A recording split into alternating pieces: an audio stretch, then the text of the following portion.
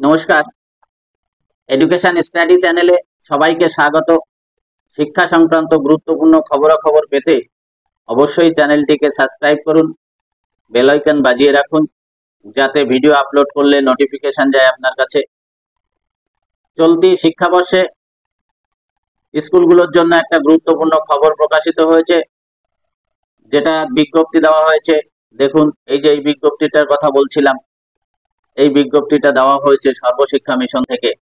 কি বলা হয়েছে এখানে? বলা হয়েছে চলতি শিক্ষাবর্ষে সরকারি সরকারি সাহায্যপ্রাপ্ত এবং সরকার পোষিত স্কুলগুলিকে বরাদ্দ কম্পোজিট গ্রান্টের 25% দেওয়া হয়েছে। পড়ুয়ার সংখ্যা অনুযায়ী এই অনুদান টাকা নির্ধারিত হয়। পড়ুয়ার সংখ্যা 1 থেকে 30 হলে মোট 10,000 টাকা পাওয়ার কথা। পড়ুয়ার সংখ্যা 31 থেকে 100 হলে 25,000 টাকা।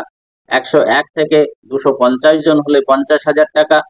251 থেকে 1000 হলে 75,000 টাকা এবং 1000-এর বেশি পড়ুয়া থাকলে 1 লক্ষ টাকা বরাদ্দ হয়। এই বরাদ্দের মাত্র 1/4 পাবে স্কুলগুলি বর্তমানে। অর্থাৎ কম্পোজিট গ্রান্ট নিয়ে জারি করা বিজ্ঞপ্তিতে বলা হয়েছে 2025-2026 শিক্ষাবর্ষের জন্য 25% কম্পোজিট গ্রান্ট বরাদ্দের মধ্যে যে স্কুলের পড়ুয়ার সংখ্যা 1 থেকে 30 এর মধ্যে তারা পাবে 2,500 টাকা। 31 থেকে 100 যে সমস্ত স্কুলের পড়ুয়া রয়েছে তারা পাবে 6,250 টাকা। 101 থেকে 250 জন পড়ুয়া যে স্কুলে রয়েছে তারা পাবে 12,500 টাকা। যেখানে 251 থেকে 1000 জন পড়ুয়া রয়েছে তারা পাবে 18,750 টাকা। আর যে সমস্ত স্কুলের পড়ুয়ার সংখ্যা 1000 থেকে 1000-এর বেশি তারা পাবে 25,000 টাকা।